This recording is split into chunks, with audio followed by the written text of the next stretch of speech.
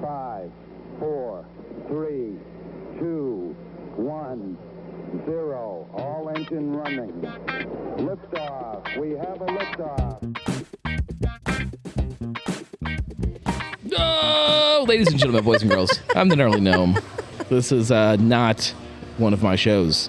This is Truth, Beer, and Podsequences. This is the show where normally Marco and his co-host recap all of your favorite Cincinnati craft beer podcasts and other medias that exist in the internet world. However, Marco... he just didn't show up. He's not here. Yeah. Like his chair's here. Yeah. But he's not in it. His chair's even pulled out, but it looks like he's getting ready to come back, but he's just not coming back. We just keep waiting. I know. Waiting. But regardless, the show must go on. Absolutely. Even without Marco, we will drink his beer for him. We already have. Yeah, we drank all of the beer. That voice that you hear is Julia. She is supposedly the best co-host in all of Podcastlandia, which... It's debatable. Can we talk about something? Absolutely. I've been looking on the map, and I've been Googling and doing the whole globe spin and tapping on new countries. And Podcastlandia is not a place. It's not a place. You just haven't found it yet. Nope, not a place. I looked. Do you know how many teeny tiny islands there are in the middle of the Pacific Ocean that you can't... 433,722. 23. Mm-hmm. Yeah. You're suggesting that other one is Podcastlandia. It's in the ocean. Okay. Yes. Regardless. It's at the bottom of the Mariana Trench or something. I'm not confident that it's a real place, and whatever. Hey, our we'll truth. agree to disagree. Our truth. However, what else do I need to say? Disclaimers. Oh, disclaimers. Yeah. Okay. So Yeah. all of Julia's thoughts and opinions are not representative of anybody except herself. Not jobs and all that chaos. Yes. My thoughts and opinions are all representative of, we'll go Matt Tree. Okay. Thoughts and opinions are representative of Matt Tree. All of them? All of them except one. Okay. All right. I will tell you when that one pops up. Sounds good. Did I get it all?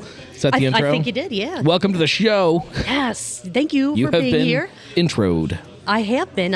You have not been. The listener has been introed. They are now in the show. Welcome to the show. To the You're show. here. Welcome to the chaos that is every single episode of this show. It makes me feel weird when you make me do the intro, because now I feel like I have to host the whole show. Like now I'm on like this other kind of mindset. Hey, you know, if I can kind of like step back for a bit and not try to rein in the chaos, by all means. You don't have a big enough memory card. This is very true. This is very, very true. I only have like 30-some hours of recording time left. Enough. Nowhere near enough. This wouldn't be a good craft beer podcast if we weren't drinking some sort of beverage. It would be an okay craft beer It'd podcast. be okay, but it wouldn't be great. Right. Which is also debatable depending on how you're listening to this. Yeah, we'll see. Gnome, what do you have in your glass right now? Schwarzbier from Darkness. I can never remember the name. Something about the Schwarz. Like the Schwarz is with you. I like your Schwarz. Oh my God, I just had Stop it. Stop Schwarzing me. I could look it up. Keep your Schwarz to yourself. Remember the Schwarz. Salute your Schwarz. Yeah. It's something like that. I don't know. Yeah. It's a Schwarz I'll beer. put it in the show notes. It's fine. It's good beer. It's fine. Good dark German lager. It is very good. I'm kind of surprised that I haven't had one of those yet today, but there is still time. I'm having Manticore from Rhinehart. Nice double hazy. Is that what was the pronunciation there? Rhinehart? Is that a different place? I know Rhinehart. I was trying to make it fancy. Oh, okay. Yeah, I don't know if it worked or not. That's when like you get your beer in like a stemmed glass. Exactly. Gotcha. Exactly. This is not a stemmed glass, but it is I'll say it's a fancy beer. It's fantastic. All right, get me something. We'll make it a stemmed glass. I need some tape and a pencil. You'd also need something for the base, unless you think the coaster can hold I up. could use the coaster. All right. Enough tape, I could make that work. You can make that happen. All right, fair enough. Be all crooked and probably spill, but it probably be funny. It would be very top heavy, like a pint glass on a pencil on a coaster. You might need a few pencils, or like one of those thick Sharpies, or a lot enough of tape. Yeah, that's true. That's true. You're not wrong. Let's see if we both listened to and or watched the same amount of content this week. We only have 3 pieces of content, so hopefully you haven't missed out on any of them. Barstool Perspective from Friday. That, yep. Excellent. Cincy Brewcast, the women's panel. Did not watch that. I can, no video. Didn't watch it. That was one thing that Josh asked. He was like, 'cause I said, it looks like we only have these things. He goes, oh, I haven't seen Cincy Brewcast pop up on YouTube. And I went, I think this is going to be an audio-only episode.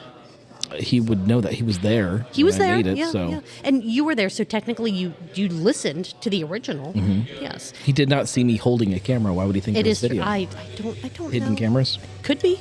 Those things can be very small. Maybe it was in your hat. Can I submit some kind of a FOIA request to get the footage from the security cameras at Urban Artifact? You absolutely can. And try it. Sure. You never know. Okay. They might give it to you. And then last night, as we're recording this, the Weekly Pint. I watched that, sort of. Sort of. All right, there's a little screen. There's I a watched little, it. Yeah, that's true. Where did you want to start? Out of those 3 pieces of content. Let's start in the middle. Let's start with Cincy Brewcast. All right. This was a show or an episode that you didn't think you were going to have.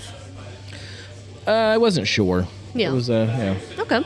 This was Volume 11, Episode 2, Pomona's Abundance Celebrating Women in Beer. Mm-hmm. This was the women's panel at that beer fest, hosted, if I can say words correctly, at Urban Artifact. Yep. It was an absolutely spectacular event. That was great. There were a ton of people there. The panel was absolutely amazing. The beer was fantastic. And I don't know where it's going to be next year, but I'm willing to make the road trip to go see or to participate or to attend the next. Depending on how far it is. Cleveland will be tough, but would be tough. Yeah, but maybe. I mean, going up that way, go to Masthead, go to Fatheads, maybe go to Great Lakes. Yeah, Great Lakes. Yeah. I mean, I would love to go to Great Lakes. There would be a very. You wouldn't have to convince me to go up to Cleveland for that. I would just say I can hit up these places Maybe. while I'm up there. Maybe it'll be in like Hamilton That would be cool. or like Dayton. That would somewhere also be close. cool. Yeah. Be nice.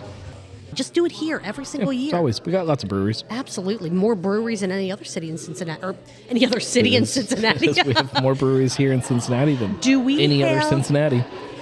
Considering all the suburbs Cincinnati has, do we have more No. breweries than the city of Cincinnati? It depends on how I you know, count. exactly. Yes, that is a very definitely- muddled question. There are more breweries in greater Cincinnati than there are in Cincinnati proper. If That makes sense. Yeah. That, if you're from here, you know. If you're not from here, that makes absolutely zero sense. I don't know what that number breakdown is, but I think there's probably You should probably do a blog only post a about that. dozen or so breweries in Cincinnati proper. The OCBA Pomona's Abundance Celebration had about 20 different breweries showcasing their women brewed beer. Pomonas. Pomonas. Not Pomona. Just for anybody that's wondering. My bad. That's what I put in my title was Pomona.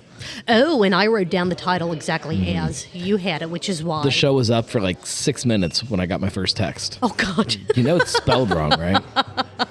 No, I didn't. Thank you. And I listened fairly soon after it came out, so I was already writing stuff down. And I don't I'm know how like, long it takes to update either. Is it changed? I don't know. This is why some people start a podcast and then they just fall off the face of the earth because it's impossible to figure out. Does this not bother people on Spotify that it mixes music in with podcasts? That's why I don't use Spotify. Oh God, it's Which terrible. which annoys me because there are it's some backwards. podcasts on Spotify that I am able to find like the RSS link that I can add it to my podcatcher and listen where I normally do. Tone, I'm looking at you. Some of them I can't find it. And that irritates me. It is not updated anywhere except for the website. Did you click the update button? Yeah, it's. Okay. Let me double check. Yeah, See, that would be on the quite website. funny if you did not. Pomo. Yeah, I did. It's right on the website. Okay, So okay. it'll update eventually. Okay. The core of this episode was the panel that they had. 6 absolutely amazing women and their experiences in the beer industry. You had everyone from brewers to co-owners to HR representatives to sales reps. To Hannah yelling at people to shut their mouths. Hannah is my fucking hero. I edited out once. I did notice that. I couldn't find the other one while I was yeah. editing, and I'm like, that's fine. I'm just gonna leave it. Yeah. Well, because I did notice it the is funny. second one was gone, but I mean, the editing job was The second one was actually the better one. So the first time she came out and she said, "Look, just Hey, whisper, look. guys in the back. Like we can all hear you, and nobody can hear people talking. Yeah. Just whisper." And then the second time, don't even whisper. Just don't whisper. If you need to talk, just go outside. Yeah.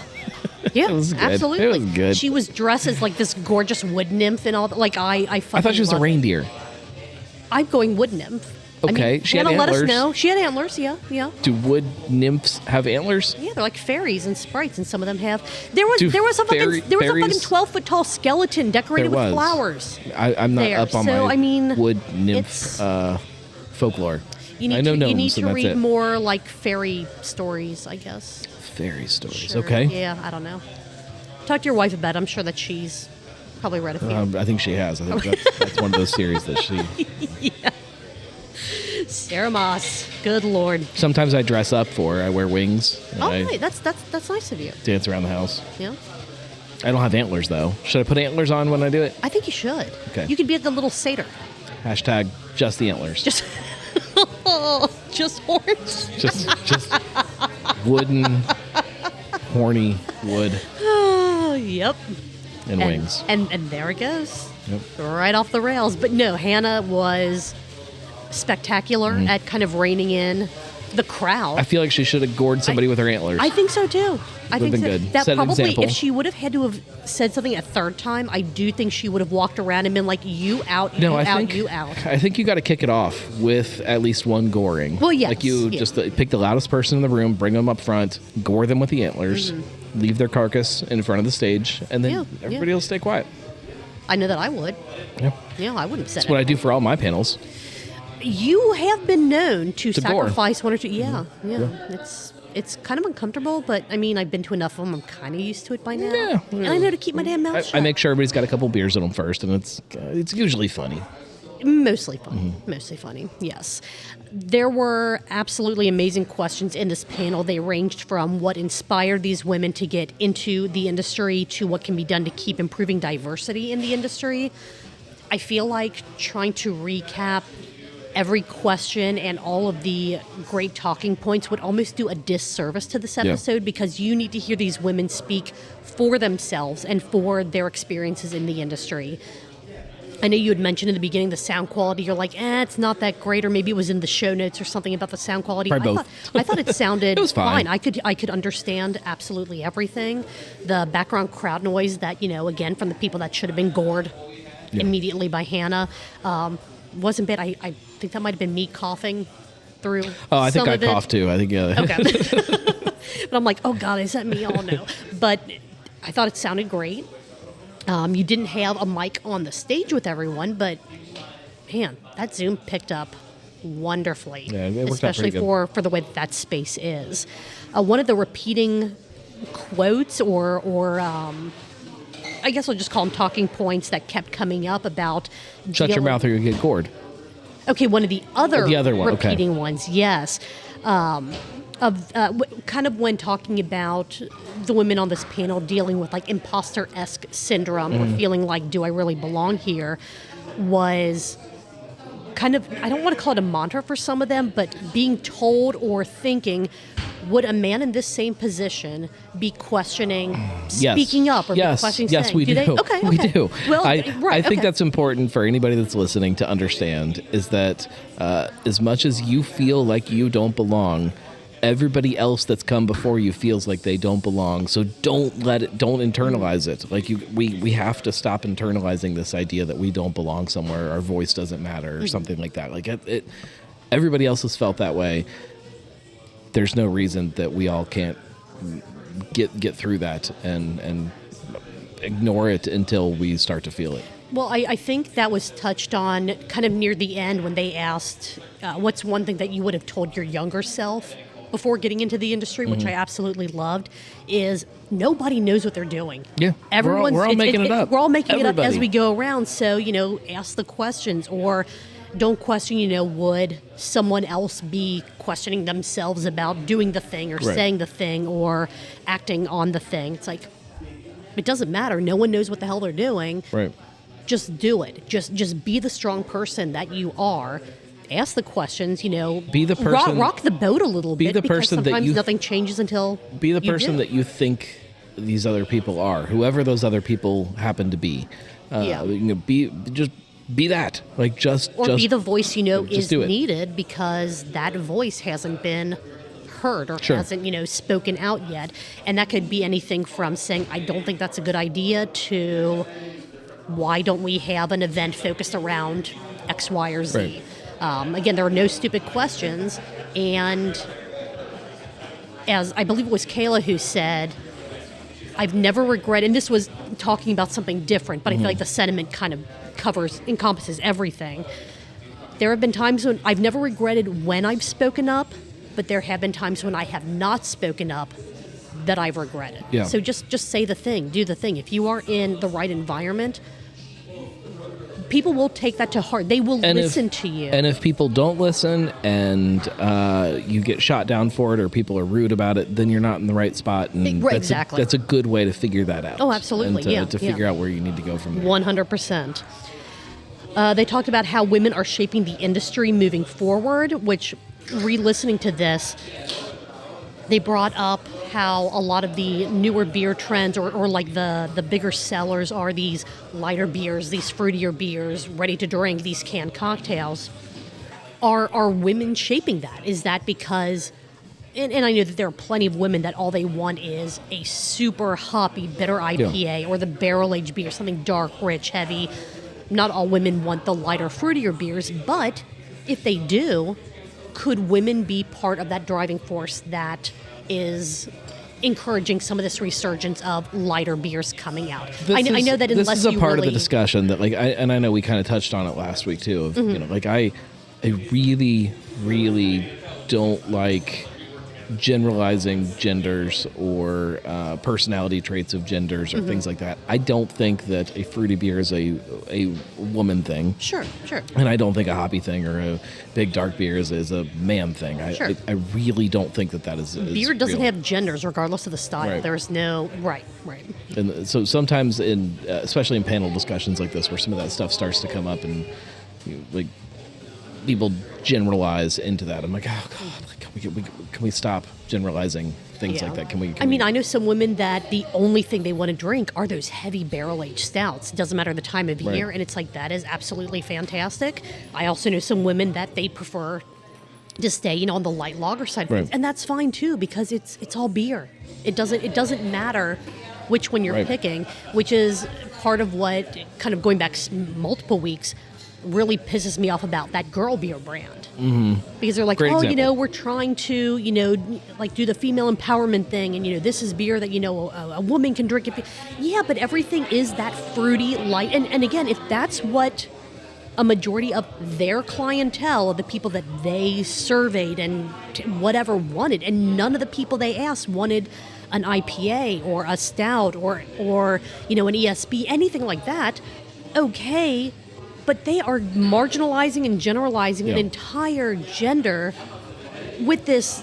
Again, it's to me, it comes across as demeaning. Yeah, me too. And I think that I understand what was being said on, are women potentially driving some of that trend towards the lighter, fruitier stuff. But at the same time, of course they are. What you're so saying are men, is, so are old people, so are young people. Like it's everything. People are driving it. It is. Seeing the numbers on that, like take a couple sales numbers from a handful of random both bars, bottle shops, breweries, and see just did a woman order this? Did a man order this? But even those numbers are skewed because there are plenty of people that will walk into a bar and feel like they're not supposed to order something. Like if I order this beer, I'm going to get judged for it because that's a man beer, or that's a woman beer, or that's an old person drink, or a young person drink. There's a lot of people that just don't order the things that they really want to order. The amount of times that I think, or people have said that the drink that you're getting is a girly drink is extremely high. I feel that I wonder, men are probably more judged on what they order than females are. I think so. Yeah, I think so. Yeah. Because I know that you enjoy my cocktails. Experience. Right. So sure, it's hard for me to to put myself in. And I feel like it's also a little hard to ask someone like, "Hey, are you judging me based on the drink that I get, or are you genderfying? Is that a word? What I'm ordering?" Well, no, a lot of people will call them girly drinks. That's true. I've never heard them say, "Oh, that's a manly drink." I don't think I've ever heard that. I think I've heard that for like things like scotch or maybe a cognac or something like that. Malort? Malort is transcendent of all genders. I feel like it is. Maybe the difference too is that like you don't go out and like in a normal group of people, you take just 10 random people off the street and go into a bar. Mm-hmm. You're not going to get a lot of people like, I'll take your finest scotch, please. What kind of brandy do you have? I'll take a snifter of your finest brandy. I guess it depends on the establishment you're going to. You know what I mean? Like there are... Maybe stereotypically could be called like a man drink, Sure. But you take that same group of 10, you're going to have a couple of people get beers, a couple of people get cocktails, and a couple of people get seltzers. And... maybe a wine here and there. Some of those I've also never seen a man order a glass of wine and someone's like, oh, you got a girl drink. Like for some reason, wine. I have. I'm sure that 100%. I'm sure that it's happened. I just haven't personally witnessed it as much as some of the cocktails, some of the other. And maybe again, it's me. It but probably is. I'm a big wine spritzer guy. Like I like a glass of wine with some ice in it and some Sprite. Somebody's going to say something. If I'm in a group of 10 friends, somebody's going to make a comment. I'm not going to lie, that Spritz Society Clausen Pickle Wine Spritzer, I really liked that. Will I buy it again for the price point? Probably not. But there was something about it that I did enjoy. Yeah. So. And I started my drinking career on fucking Bartles and James.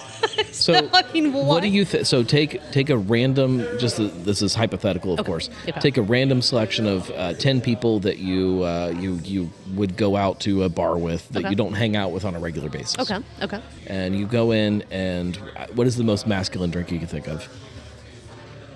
Is it scotch? Probably scotch. Okay. Yeah. Scotch. Is it got to be neat, right? Yeah, neat or just on the rocks. Like yeah. Okay. I guess you do scotch on the rocks. No. Snifter is not. No, you can. Okay. Snifter is not as masculine as just a rocks glass. Yeah, but it's... Rocks glass. Okay, so you go up to the bar, you order scotch in a rocks glass neat. Okay. What do you think the odds are that one of those 10 random people that you don't often drink with, but that you're comfortable with and are comfortable with you, would make a comment about gender? Honestly, probably no one, just because I have a really good group of people that I associate. These are random people that you don't typically that I don't go typically, with. But that you would be comfortable with. So I don't know if they would say specifically, like that's a man's drink, but I could see there being a comment like, "Oh, that's strong," or that like making some strength-related comment, if that makes sense. Mm-hmm. Okay. Like, "Oh, okay, that's not what I thought you would get," or "That's something different." But I don't know if they would say it in a gender type way. Mm-hmm. No. Yeah. What about you? Like, since I know you do like cocktails, kind of flipping the tables a little bit, you enjoy cocktails. You enjoy both making them and getting, like, I've seen the pictures from when you go to like Mexican with your family, and sometimes you have stuff that is more brightly colored than what your wife has. Most of the time. If you were hanging out with a random group of 10 people that you know, but you didn't normally hang out with to drink, and you ordered one of those beverages, do you think you would get a comment like, "Oh, got a girly drink," or got like? I would say at least 75% of the time. And in your head, in this hypothetical situation, which I'll answer after you do, is that group of imaginary people mostly men, women, or is it like a 50-50 split? Yeah, I think it could go either way. In my head, I'm typically out drinking with other men. There's not often times where I'm in a large group of women drinking. Okay. Yeah. In my head, I was drinking with, again, that kind of, trying to put myself into this hypothetical situation. I was picturing probably like 6 guys and 4 women. Okay. Like a decent blend of the two. I think the men are probably if I was in a mixed group, I think the men are the more likely ones to make a comment. I would agree with that. I don't know what any of this says about our drinking culture or where we're at, but no, but it is interesting something. To try to. Like there is something there. It does, and that could be an entire episode on its own. Yeah. But it is an interesting thing to kind of think about, especially when to kind of pull this back to this episode of Cincy Brewcast and Pomona's Abundance, and the thought or the thinking that women are the drivers of some of the lighter beer resurgence. It could be. If it is, there's nothing wrong with that. I mean, the beers are great. And again, just drink whatever the hell you want to drink. I mean, if someone judges you for it, they're not drinking what's in your glass, so fuck them. Right. Yeah. I love the question and the answers to what would you tell your younger self about getting into the industry. There were some absolutely amazing gems in there that I think you can still tell yourself. Yeah. Or even, I've been in the industry for some of these women 10, 11, 12 years. I would tell my younger self that, but I also need to keep telling myself that now. Right. Like, there are no dumb questions. There are, again, we touched on this in the beginning. No one knows what they're doing, so just ask or just there's dumb questions, but sometimes we need to ask dumb questions. Okay, and be okay with asking a dumb okay. question. Yeah. You don't know what you don't know. Right. Until you ask, yeah. Or what I like to say, the answer is always no until you ask, so just My put it kids out there. ask me dumb questions every day. And they kind of close some of the panel with what do they want to see more of in the industry as a whole? Diversity and lagers. And sparkles. Oh no, that wasn't. That was what you want to see That's more what I of. wanted You to want see. you want more glitter beers. Glitter beer. And that's fine. I mean, I'm Glitter Malort. Oh God, that was fantastic. Shout out to Julia. It was not That fantastic. Oh come on, it was pretty. Malort is never fantastic. That was Marco's first Malort experience. Watching his expression, it was fantastic. And it all Yes, happened because of that's glitter. true. Yes. Keep an eye out for the Seeing Colors Variety Pack. Which Still waiting to features- see that. I want to try that West Coast IPA. I know, so do want I. to So see do the I. West Coast IPA and Yes. see if it is clear. I haven't been to Kroger anytime recently, so I haven't. hate Kroger. Right, so I'm going to wait until I see it at my local bottle shop or Higher Gravity. It features Brittany's first commercially available brewed recipe. I kind of wrote that down wrong, so I am beyond excited to drink that to kind of celebrate that accomplishment for her. Yeah. That is all that I had for this episode of Cincy Brewcast. I am so glad that you were able to record the panel and to kind of steal that content from Yeah, stole the it. Ohio Craft Brewers Just took it. Association. Sorry, guys. I didn't know if you were going to have like kind of mini interviews with people just like as you were walking around afterwards, but this was fantastic. Listening to it live was absolutely spectacular, but getting to re-listen to it and pick up on some of the things Yeah, that I you didn't quite miss pick things up when on. you're live. Right, exactly. So thank you. Definitely Especially if the appreciate person that. next to you won't quit coughing. I'm telling you now, it's a problem. It's a problem. I blame COVID. I think it did something to all of us. Oh, my God. The coughs stick around way longer now. Yeah, all of our respiratory systems are just completely destroyed. No matter if it took us a week to get COVID during 2019, 2020, or if it took us 5 years before we actually tested positive for the first time. Yeah. Good freaking Lord. All right, well, what would you like to move to next? Barstool Perspective or the weekly, I'm going to go ahead and do it, Point? No, you said it Cheers. wrong. I did. That was so We're gonna silly. Drink. We should drink. I know, because, I mean, what's a good craft beer podcast if we're not actually drinking the craft beers that we That's true. have in front of us during the podcast? That just makes it a craft podcast. And if we're doing that, we'd be knitting.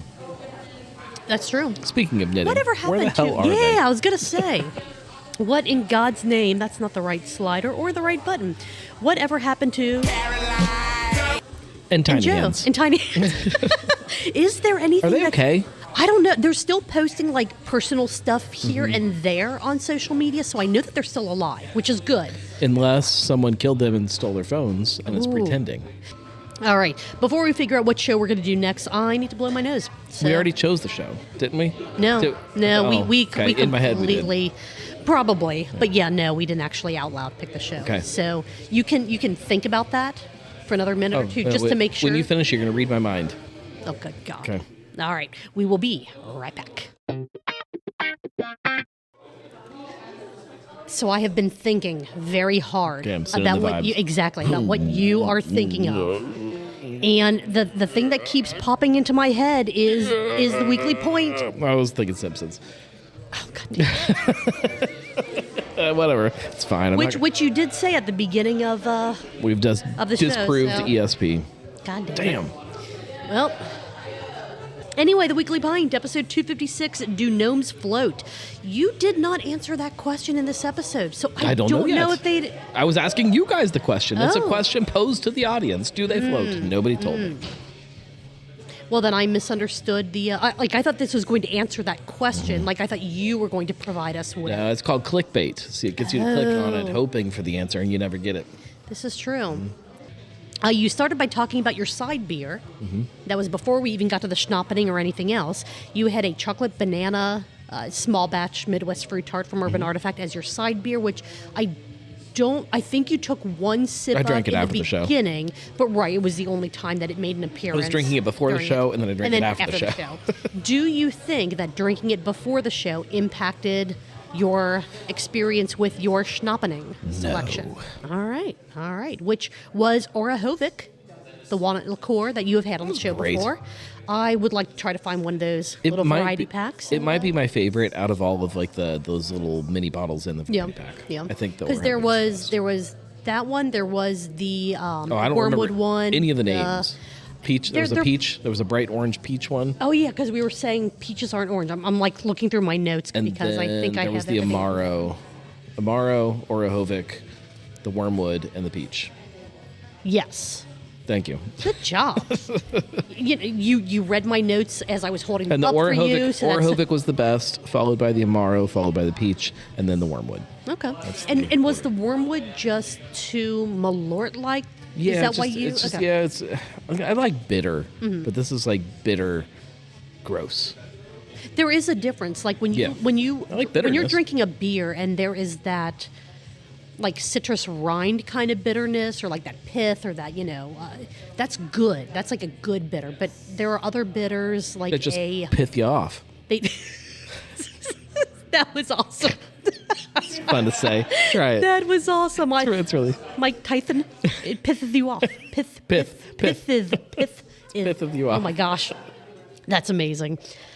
You had the audience pick your beer or your not beer, which I was confused everybody was confused, I because you think. said I have a beer and I have not a beer, but then you mentioned Urban Artifact, like something else from Urban Artifact, and I'm like, well, that's It's not a beer. not a beer. Neither one of them were beers. So that's why I said have a beer, but not Urban Artifact. And you're like, but that's confusing. I don't have that option right now. I think you set us up for failure. I with did. that. I usually you do. You kind of did. But you ended up having something that sounded absolutely amazing. Awayuki? Awayuki, I guess? You've got it written down. I don't remember. Right. I just didn't It was know if Awa you something. had. I didn't know if you had like Googled proper pronunciation of anything after the fact. No, that's way too Okay, much work. okay. It was a sparkling sake, Mm-hmm. so you drank it out of a little like stone sake glass. Even though I think what you had said was it's sparkling, maybe it needs to be in a stemmed vessel. Yeah, I feel like they should have had Instead? some instructions on there for me. Yeah. I just need instructions on every bottle that tells me how to drink my drinks. That would be nice. That would be helpful. everywhere. I mean, proper glassware is incredibly important. Maybe you didn't get the proper experience of that beverage. It was pretty good. It seemed pretty good. If I was see pretty it, I'm definitely picking some up. The main part of the conversation for last night's episode was the rain and flooding. So much water has hit the Cincinnati area in the last week, and it is finally over. I think we still have a chance for a couple showers here and there, but they're going to be showers, not Yeah, it's not going to be delusions Yeah. of. Yeah, my basement should stay dry. I hope. Knock on wood. Yes. Yours did, you said, which is fantastic. I'm knock on very, wood. I am Mine stayed very dry. happy for you for that. Stay tuned for the next update on the Bruckman project. Yeah, because that was a lot of water, and as you said, water's been getting into To the give you tunnels. a little sneak peek. Oh no! I got a text message on Can you now scuba dive in the tunnels? probably, I don't know if it was Thursday or it was probably Friday. Got a text on Friday that said there's 2 feet of water back in the cellars. Oh no! So that's Is a preview. that more than there was previously when things started? Like, what's the highest it's been since they've started? That's probably about the highest it's been. Okay. Yeah. While that's still not good, I guess it's good that it's not completely flooding. Sure. Maybe. I mean, that is one way to look at it. That is a very positive way to look at it. It's not any worse than the worst it's been. Yeah, at least it didn't flood and you got punched in your face.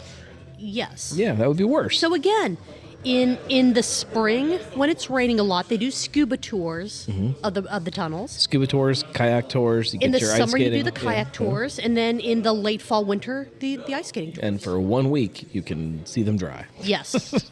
But stay tuned for the video because it's good. I'm excited. There is a fun weekend kind of extravaganza of events that happen. Nice. I am looking forward to that. Starting with 2 feet of water. Yeah. And probably ending with 2 feet of water. We'll see. Because by the end of the weekend, I don't know if that water would be gone. But I will wait with bated Where would it breath go? to see on the ground to soak back into the earth to leach back into the tunnels. Stay tuned. You mentioned a couple of the breweries that are or were impacted by the flood. Moorland Lager House. They're not really impacted as a business, but the streets around them and the parking below and they them. Are, as of recording flooded. this, they are now back open. Back open. Dead low. But again, we don't think that their actual building had any flooding. You just can't get to it because all the roads around it. Not back open. No, they're still waiting for all this flood water and to they said recede out of the definitely parking. tomorrow, too, they're going to be closed as of recording this. And then probably the biggest one that was impacted was, or is still as of this recording, 13 Below. Yeah, they're gonna have a little bit of cleanup to do. Yeah, maybe they should have flooded the place like that bar down in what's its place, Kentucky. Could have flooded it with beer, and then have a party afterwards where everybody just comes in and lays down and drinks the beer. Perfect. Yeah. I see nothing unsanitary about that whatsoever. That's fine. Yeah. Whatever. They did not post any pictures because they flooded in 2018, like a couple days after you first interviewed them. During that flooding, they released a wonderful picture from the security cameras of, the brewer just drinking Doug, a beer. I believe. Doug, yes. Drinking a beer while standing in like a foot of water in the brew house. This time they released a couple pictures from the security cameras, but no indication that anyone was drinking during the flood. I think that they were a little more prepared for it this time. They knew it was coming. They probably, if they didn't take the beer out of the building, they probably unhooked it all, pulled it up off the floor in the cooler. There's probably no beer hooked up. Yeah. And Incline Smoke Shack, like the day before the river was going to crest, or 2 days before the river was going to crest, they moved the food truck out of there. Which it is now a food boat. They just changed it. Yeah. Yes. You have to swim to them. I would do that. To get your food. Sure, it's good food. Yeah. Swim up barbecue. I could do that. Oh my God, yeah, I love it. Last time 13 Below flooded, I believe Mad Tree was the biggest kind of partner that stepped in to help them clean everything out. But if you are in the area, if they reach out for assistance, see what you can do to help clean out the place. At least once the doors are back open, go have a beer. Absolutely. Go support them because it's going to be a little bit of a rough time kind of coming back. Oh yeah, just like being down for a week when you're not intending to be down for a week that hurts the bottom line. Yep. Especially coming out of the winter and the slow time of the year. People are desperate right now. Yes, absolutely. Get something happening. Talked about how wages for employees are up. You mentioned that tips are up almost 60% locally, which a couple people in the comments were kind of questioning, I don't know about that. But with overall costs rising, are small businesses still kind of hurting? And are these employees that are getting slightly bigger paychecks, are they even noticing it because of how everything else that is needing to be bought and paid for is also going up? What does this do long term for these businesses? Right. And then we kind of got from there into a conversation about tipping culture and how there is this tipping exhaustion happening on why am I being asked to tip for almost everything that I do anymore versus just things that I am being provided a service for. Right. Which kind of, branched into pour your own beer places. Are you getting any service there that you think you need to tip for? Versus, us, I'll give a perfect example, us sitting here at Higher Gravity Summit Park. We're not pouring our own beers. We're still walking up to the bar to get them, but we're not doing the work to have our beers presented to us. Do you want the tip numbers? I do. So just the tips. In Cincinnati, median hourly base wages for restaurant workers were $5.25 as of September 2024, compared to $4.34 in January of 2020. So that's how much they've gone up. That's a 21% increase. All right. Tips went from 66%. So they were about $5.89 an hour. Not about. They were $5.89 an hour in 2020. Mm-hmm. They are now $9.79 an hour over the same time period compared to the rising wages. Okay. That is the actual numbers. I know anecdotally we might feel different, but that's the actual numbers. I wonder if Columbus went up 25% compared to our Columbus was a 43% increase in tips. Cleveland was only a 15% increase in tips. People in Northern Ohio are cheap. Cleveland sucks. Some of the breweries up there are fantastic, but Cleveland sucks. I do have to wonder somewhat cynically how much of that is because a lot of the auto tip options like that are just presented to you. It no longer starts at 10%. It starts at 20 or even 25%.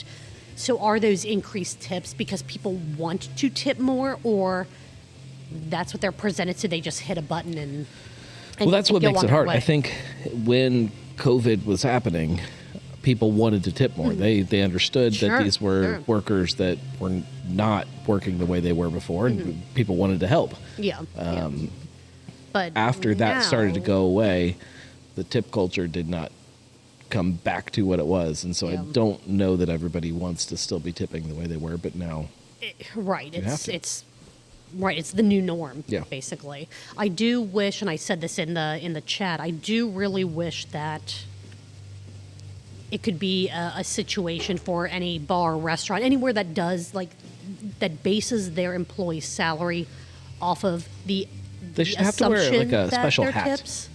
They should have to wear a special hat. Absolutely. That says, "Hey, I'm paid in tips. Paid shitty, so tip me." Yeah. And then the people that aren't paid shitty, they should have a different hat, and they'd be like, "Oh, I'm not tipping you as much." I do wish that it could be something where everyone is paid a living wage, and the tip is literally a bonus for you feeling that they did. Like I would. Well, that's an argument to just have tips go away, and that if you want to tip somebody, it's not a cultural. It's not normal. Right. It's like just something. It's like that Europe you give and stuff like that. Right. I always hate thinking that there could be someone that is working their ass off, but they can't pay some of their bills because the people that they are serving for that week period, that several day period, just are cheap, or feel that, even if the service wasn't great, they were still being provided a service, but I'm not going to tip because it wasn't what my expectation. Well, they were still bringing you your food. They were still refilling your glasses or whatever the service was. I don't want tipping to feel like an obligation, like, well, I have to. It should feel like... Unless it's across the board. I almost think like if we kind of completely shifted our entire culture and everybody is paid shit, and then we just support each other, I'm kind of okay with that too. Like just let it be known. Like nobody makes anything. Like if you're out somewhere, it would almost have to pay people. That's okay. It would almost be like merit based. Yeah. Kind of like if you're just not doing a good job, well, that's kind of on you. Maybe you need to put in a little more effort or something. Which again, huge generalization on your example of everybody, regardless of what the job is that you're doing, gets tips to kind of meet whatever that minimum threshold is. That'd be interesting. I wonder. I don't know. Americans are too greedy. No, very few people would go for it. Well, yeah, too lazy also. But that would be interesting to see. Yep. Like in my head, I can think of some people that I think would be tipped well, and other people where their kind of shortcomings in whatever the job is that they're doing would be almost highlighted. Because again, like for me, it's not the act of tipping people I have a problem with. It's this idea that some people are paid shit money because they're making tips. Yes. And then there's other people that are paid a normal-ish way. We can argue that wages are not what they should be, but that's a different argument. That are being paid normal wages that are also getting tips. Right. It's like, I need to know the difference. Like, wait a minute. I need to know when one is happening and the other isn't. Well, and also... Because it changes what I tip. Well, and also, depending on the system, where is my tip money going to? Is it actually going to this one person that served me, or is it split amongst front of house, back of house? I would just like to know. I've kind of started asking, like not like directly, but like sometimes I'll be like, hey, do you guys pull tips, or what's going on here? Like I'll straight up ask people, because it again changes what I tip. Sure. Sometimes I feel like the cooks, like the food that they made, fantastic. I'd love to give them a tip, but a cook should never be making tips. If the wait staff wants to tip out the kitchen because the kitchen worked really hard and they want to tip them, again, that's a different. They understand. I've never worked in food service, so I have no idea how all that works. I don't think cooks should be making tips. I don't think managers should be making tips. I think if you are customer facing, you are standing at a bar or serving people or waiting on people, you should be a tipped employee. You can be a tipped employee. Not should. Can be a tipped employee. That makes sense. But again, communicate with people. Let people know, hey, our employees are tipped employees. We're not paying them enough. We need you to make up the difference. That's fine. And I think also maybe add to that disclaimer, tips are shared amongst everyone for the shift versus just communicate. Your tip goes to your server. And if they want to share with people, that's on them. But the problem with some of that too is, like, if I walk into one restaurant and they're like, "Hey, here's the deal here. We don't pay our employees shit. So this is a tipped establishment. We need you to help make up the difference." That's fine. Here's your $15 cheeseburger. Okay. But then if I go next door and they're like, "Look, our employees are all paid a quote unquote normal wage. They're not tipped employees. Don't worry about tipping people. If you want to, fine, we're not going to stop you, but you don't need to tip anybody. They're all paid normal money. Here's your $15 cheeseburger." Okay. Why is the place that's charging the same thing not paying their employees shit? Yeah. So that's why we need this transparency, open dialogue happening with people. Absolutely. Because communicate. It doesn't exist. Communicate. Kind of from talking about tips and wages and all that kind of stuff. You went over some of the April Fool shenanigans that happened at the beginning of the month from not all local, but a lot of the local breweries, bars, restaurants. There were some really, really great ones. What was your favorite one? I think my favorite was probably it's probably Fireside Pizza. I like doing that. like the all AI, so just because I feel like they are kind of in on that joke of this is not how you present the product you are trying to sell to someone. I think there's something very deep to that joke. Yeah. Whether they intended it or not, I don't know, but there's something very deep to that of what's happening right now. Yeah, I agree. That one, Same with Matt. But I also really love New Ales, though. Yeah. That one had me almost full belly laughing. That one made me respond the most. I biggest want reaction. April Fool's jokes that kind of mean something, and Matry was great. Fireside was great. New Ales was great. I feel like it's kind of fallen off the last few years, but it's been such a hard last few years for so many places that I'm not going to fault someone for not putting in, hours of effort into making an April Fool's post. Right. But also it still annoys me that there are some places that do actual legitimate releases and news and announcements on April Fool's Day, because I don't know if I should trust it or not. I kind of like it. It adds to the whole fun of April Fools. If you want to announce something on April Fools, you have to be ready to know that some people aren't going to understand if it's real or not. Weren't you just saying that could be fun. that people should be honest and transparent? Not on April Fool's Day. All right. So there are limits to to when it's acceptable or not. Of course. And then you kind of cracked open your beer of the night as you wrapped up the show. The fruit tart of the night. The fruit tart of the night, yes. My bad, I wrote down beer. I don't know what I'm doing. Urban Artifacts Small Batch Pumpkin Coffee, which you said this is odd that they released. Why would you make a pumpkin February? beer in February? Why not? I guess. It was good. Yes. Yeah. It looked good. Yeah, it was good. It looked very good. Those are all the notes that I had. We still have the sniff and sip count for this episode. Before I let you know your countables for this episode, did you have anything else that you wanted to talk about on the Weekly Pint that you didn't get to, or anything to clarify? No. All right. The sniffs. You inhaled molecules of your different beverages, words, 17 times. Okay. And the number of sips that you took of everything from your side beer to your schnappening to your beer of the night, or not beer of the night. Sorry, Brett. Fruit tart of the night. Fruit tart of the night, 15. Okay. So that's a total of 32 countables. That is 64 ounces. Okay. Or 4 pints during this 1 hour and 19-ish minute episode. 17, I think, was the final count. Final count? All right. 17 in some odd seconds. And some change, yeah. Are you ready to move on to Barstool Perspectives? Sure. All right. I named this episode Brett Goes to Washington. Yes. Because That's good. literally, Brett went to Washington, so Mike ran the show on his own, and I think he did a fantastic job. I know it's not easy to do a show by himself. Here's what I think about Barstool. Yes. When Mike is sitting there by himself with his computer and he's trying to look at things on his computer and stuff, it makes me uncomfortable. It's like I just want to help my grandpa with his email. Yeah. That's what I feel like.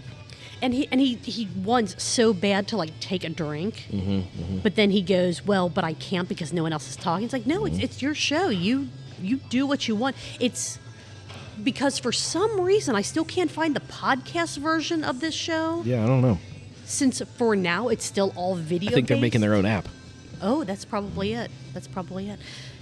Since it's all video based, you can see he's taking a drink. Yeah. So those pauses in the conversation don't matter.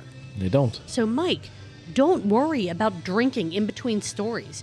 You can take a moment to breathe and to have more sips than you did in this episode, because I'm telling you the sip count was abysmal. I'm very sad to see the number when it comes Abysmal. up because I counted and it was like 1. I counted the ones you told me about in the chat, which Once also wasn't great. Once he took a sip, I stopped Yeah. updating my sip count. You probably should have kept going. That would have been fun. But yeah, I probably should text you like, hey, I really need you to boost these numbers up. This is terrible. But anyway, going into the show, I didn't take a ton of notes because there was a lot of tariff talk because that really is still one of Surprise. It was like the first 10 or so minutes of this 23-minute episode. It was a shorter episode. We've mentioned tariffs so many times. I mean, you all know that if things go the way that they are being presented, projected, whatever, shit's going to get expensive. Prices are already going up, so I didn't feel like there was a lot of need to take notes on all the different specific tariff touch points that Right. Mike mentioned, because what good does it do? It's just Right. more doom and gloom, and we need more positivity in the world. Speaking of positivity or not, On the plus side, bourbon's going to be cheap. bourbon is going to be cheap. Other spirits are not. April is Alcohol Responsibility Month. Okay. It's my birthday month. I don't like that. I'm responsible for my alcohol. I drink responsibly most of the times. I always buckle it up in the car. I do too. Yeah. I do too. Make sure it doesn't fall and break. That's true. Tilray almost made us some money. No. No, it did not. It kind of evened out a little bit. Like it Never evened out. It never even un- got close. I stopped looking It because never got close. I cannot find a new financial advisor to take me on to try to help me dig out of this hole that I got myself into, won't because touch me. Brett and Mike said Tilray was a good idea. Mm-hmm, So I'm just going to rely on Social Security for when I retire. No, they will just continue to be your financial advisors forever. You're stuck with them. Maybe I need to work directly with Brett and Mike on my current financial situation. You should give them control over it so they can just put it wherever. That's a good idea. That's, you know what? It can't be any worse than it is now. That's true. Actually, you know what? No, let me take that back. It could be. But it might also be funnier because I can make content out of that. What could they have invested in that's worse than Tilray? Safety shot. It's not. Just thinking on other things that like they've kind of brought up in the past. Although I haven't looked at that stock in I don't know how long either. So I don't know. Maybe they're doing I great. actually think it's probably doing better than Oh, God. Tilray. What was the name of the company? Do you remember? It was safety. The shot. The stock was called Shot. I remember that because I thought, how in the world did they get that? Stock. There we go. Yeah, Shot stock or something. Okay, let's go. Because what was Tilray? 60-something cents a share last time All I right, looked? we'll go year to date. Okay. Safety Shot is down 46%. What is it per share? 40 cents. Ooh, okay. So that's down from like 80 Whatever. cents at its highest, I think. Okay. That's year to date, though. That's Okay. just this year. Yeah. Okay, let's And see. Tilray? 68.75% down. Ooh. So, yes, safety shot would have been Would have better. been a better. Wow. Wow. Down from around $1.50 to 46 cents right now. took another dive here. Wow, that's Yeah. okay. So maybe I do understand why no Today- financial advisors want to talk to me right now. Today we had a big dive on Tilray. All right. But just give it time. It's only down another 21% today. Just give it time. This is a long game. Give it another 10 to 15 years. Yeah, another decade or so. And they'll go under, and just it'll all be. Here's the 5-year chart. Oh no! I think this little blip right here, this is where Mike and Brett invested, I think. That's Yeah. Okay. Hey, Yeah, I mean, it's a fine. projection. It's fine. It could be It's wrong. Fine. No, that's actually. Okay. That is what it is. I still think that I can retire in 84 years by continuing to invest heavily in Tilray. I mean, does Tilray own any property? Because you have no could idea. live See, in a Tilray property. See, that's the thing. They do, right? They have. I've never actually investigated or They own looked breweries. into. They own Sure, Atwater up sure. in Detroit. I know that. Go And live then there. you know what? Yeah, live there, and then just have Josh and Tone take care of us. Yeah, there we go. Yeah, there we go. Perfect idea. Problem solved. There we go. Investment is paying off. You see, it's all going to work out. It is all going to work out. Go Tigers. I can't don't do even. It. Can't do it. Or Lions. I could do the Lions. The Tigers are funnier. The Michigan Panthers for the UFL, they're doing pretty well. They're not Call is super law. terrible. Caw is the law. 2-0. I'm going to be interested to see what happens when they play DC Defenders this weekend. It's going to be great. It's going to be fantastic. Back to this episode of Barstool Perspective. Tequila fad is starting to wane a bit. It's starting to go away, which, I mean, all fads do eventually. Yeah. Is there any fad that has stuck around longer than you thought it would in All of just them. the beverage industry? Yeah.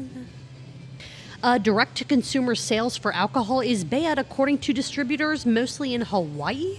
Although I feel like any distributor is Anything- going to say it's bad. yes, and I also feel like when you're talking about shipping anything to Hawaii, like that's going to cost you, no matter who Yeah. it is. Like that's not going to be a cheap shipment. No. Regardless. Will the beverages still be good when they make it to you? Well, I guess so. I mean, if we get beers 'em right. from Europe and they're still fine, yeah. Yeah. All right. Sometimes they're not, though. You just got to treat them right. Just, keep them protected, keep them cold. It'll be fine. Yeah, pay extra for the cold shipping or cold storage on the ships. I feel like that is my retirement. Screw Tilray. I'm starting a bootlegging operation where I am the direct-to-consumer person. So everybody from Hawaii just tells me what they need. I get it, and I put it in my boat, and then I just go to Hawaii and I bring it to them and say, "Hey, here's your booze." So is that kind of like a one-time thing? Because like once you get there, are you ever going to come back? I'll come back and I'll go back. Okay. I'll just go back and forth. Speaking of things you need to take care of, Hooters. Always take care of Hooters. Everybody loves Hooters, but they're under threat of bankruptcy.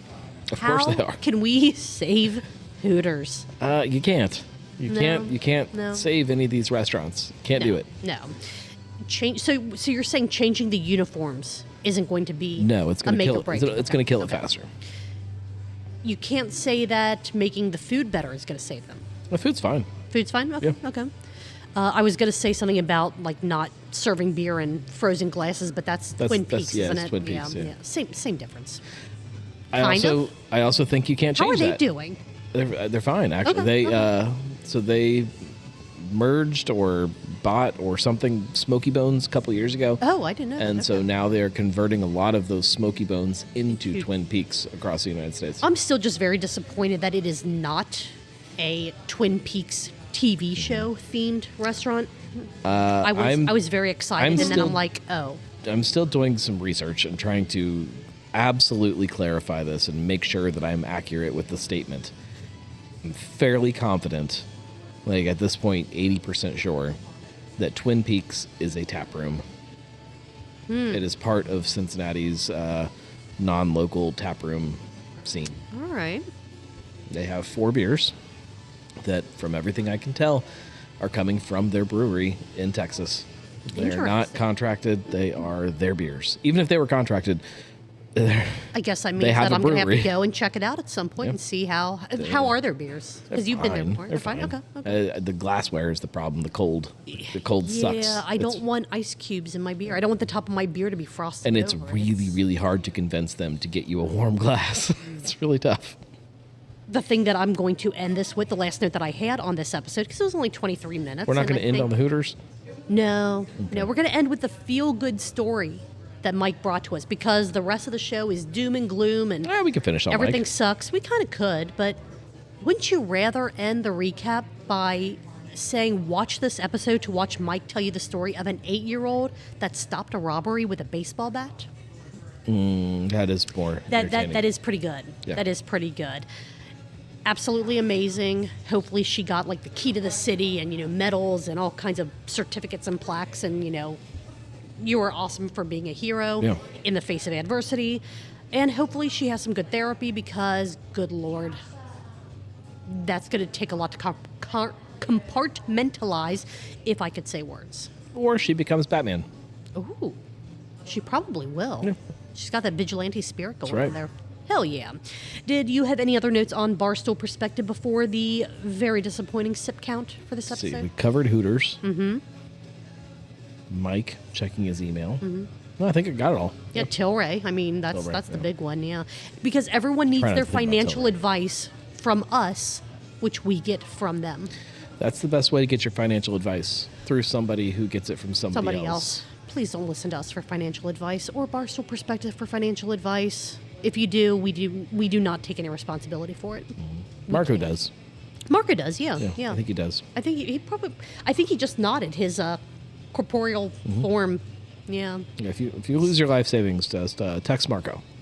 Exactly. I guess that means I'm texting Marco after this. Yeah, me too. Oh, God damn it. Mike took a total of 6. Ooh, texting. Yeah. 6 sips in this episode. Ooh. Yeah. Ouch. Yeah. I'm adding 2 sips from you, because in the chat you said, like, well, I'll tell you every time I take a sip, and I'm like, perfect. Kind of bumped this number up. Like I said, it stopped as soon as he started taking sips. Yeah, and I should have messaged you, like, I need you to keep going with this. So 2, so that's 8 total sips. Ugh, that's 16 brutal. ounces, that's 1 pint in this 23-minute episode. I can even drink a pint in 23 minutes. Mm-hmm. So that should tell you how bad this is. But again, Mike was on his own. He was doing his best. He was trying not to have a bunch of lulls in the conversation. But again, it's an excuse. It's for now, until they figure out podcasts. You've been training for this your whole life. Exactly. It's video. We're watching you. Take your drinks. We will wait for you. When you go and you sit at a bar and you're having a beer with your friends, do you not drink your beer because you're too busy talking to your friends? No, you keep drinking your beer. You're Get your shit together. You're talking about the week's brews news with your friends. So take your drinks. Yeah. It's fine. You don't need a co-host to balance that out. Right. Yes.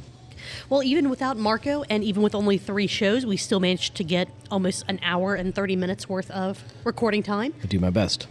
Thank you. Mm-hmm. Thank you, Gnome, for being here tonight. I know you're here most weeks, but I appreciate you doing the intro so that I didn't flail and panic and have an anxiety attack about how to do that, because, Marco normally handles that important bit of business. So I appreciate you. And Marco, hopefully Rachel is doing all right. Can't wait to have you back next week, which is Kolsch Night. Kolsch Night. So it will be, I was going to say another shorter episode, but this was not a shorter episode. No. So, we'll see what happens next week. Heck yeah. Anything else that you want to share with people about how to support you, Gnome, and everything that you do before we wrap this up? You can go to thegnarlygnome.com. /support. And you could do that, but you could also just go there and just read things and share them with your friends. Excellent. Read stuff. Support all of these shows that we talk about. Watch them, comment on them. If they have a website, visit the website, and just tip your bartenders. And drink local beer. And drink local. It is more important Beer or now booze. than ever. Drink local, whatever Just it is. local. Whatever you drink. Absolutely. Or, I guess, seltzer. If you want to drink a seltzer, drink a If it's local local, seltzer. yeah. There we Drink go. local. All right. With that being said, Gnome, what are you going to be doing next Tuesday? Drinking Kolsch with my pants on. Perfect. I got in trouble last Oh. time. I said, keep your pants on. Is what they said. I'll see you there. Cheers, everybody. Cheers.